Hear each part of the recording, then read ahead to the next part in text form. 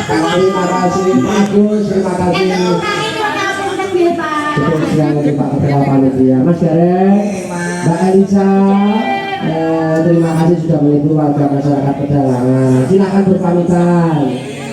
Belum ke warga masyarakat semuanya, terlebih dulu kepada Mas Catur dan rekan-rekan yang kami lakukan dari limbuan sampai goro-goro hanyalah bercandaan kemawon enten lebatin nyuwun pangapunten. Sami-sami semangat kula. Untuk warga masyarakat, terima kasih tetap mempercayakan Mas Catur bersama rekan-rekan Nugroho Laras. Sampai berjumpa di tahun depan. Sukses untuk Pedalangan. Amin. Terima kasih Mbak Elisa, pulangnya hati-hati. Kak Gareng, wayang. Orang gini supo pari supo, sehingga kahanannya lagi goyang ini loh nih. Ya iya Bapak, mau malah bapak ini dipikut karo penjito sama negara Westino. Ya kamu duduk Ya, hati-hati. apa wadolangan balik. Ya mulai yuk, derekin doro bisa gini kamar menyangamar kaya ini tak derek.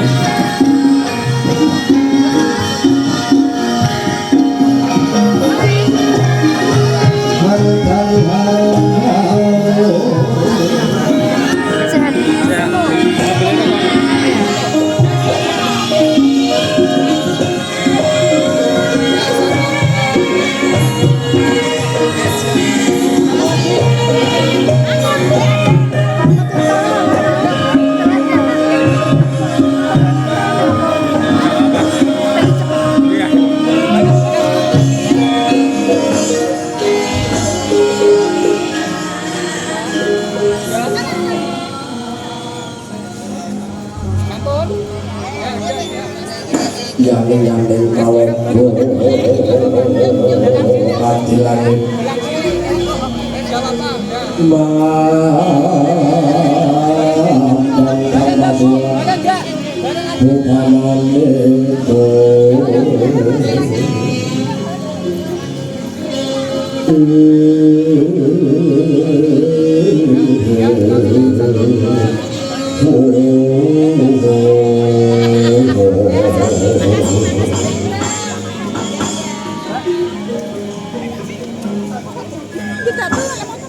Wilahe mari nama sunama sidam sekaring dawono langit. Ndak waspadake titah ulun Ismaya. Munggah kayangan alang-alang mikir paramigati. Kawin ini kula kepareng saking kula ngaturaken. Sembah sutepana bekti kula diku ulun. Iya, wis ndak apa Ismaya. Kula ngaturake pangabekti ana ngarsa ora liwat pangestu paman. Ugi panestupun paduka tulung Bathara lan kula kanthi pundi wonten ing pustaka.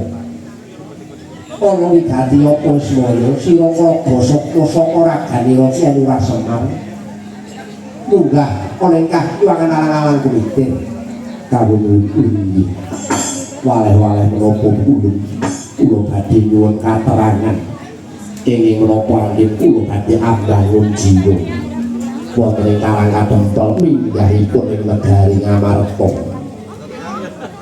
wonten panggoda pangrencana saking Begawan Dewaningrat Serayan negari Ngastina badhe ngarah dhateng Kejah kula iya jagat Dewa Bathara Ismaya kula wonten dalu semurupa kalamukta gegayuhan ingkang luhur iku pancen pasangane kelawan panggodaning urip. Pangrencana tumraping gegayuhan kita nggonmu kepengin mbangun jiwa. Iku tegese kinarya lantaran. Nggone Gusti Kang akarya jagat bakal lodi marang sepira anteping rasamu. Mung sing kudu mbok eling. Coba utawa Gusti nggone paring panodi marang titahe iku mau. Wis dipetung lan sarta diukur marang kekuatane. Mula percaya wae marang jeneng ulun. Yen jeneng kita bisa lempuh pacobaning pangeran, sira bisa ngrampungi sakabehing godha lan pangrencana. Ing kono sira bakal bisa anggayuh kasembatan ya kuwi mbangun jiwa. Para momonganmu negara Ngamarta Ismaya. Siang Pantara Ratri Samung cipta pupulun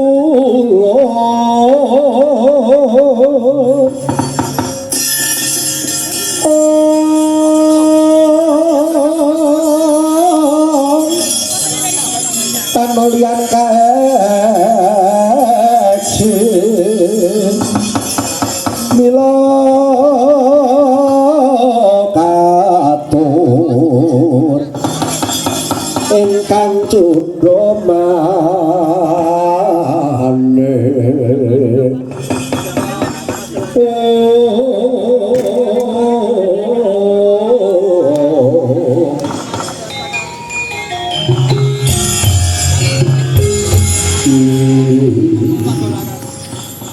ngaturaken ageng panuwun ingkang tanpa pindhang kewarang paduka saking buku Bathara. Mangke kula nyambung dawuh paduka pukulun. Iya. Ora perlu dadak tak dawuhi mesti sira bisa nyemurupi marang kepala sing ciptaku enggal bali marang aragani.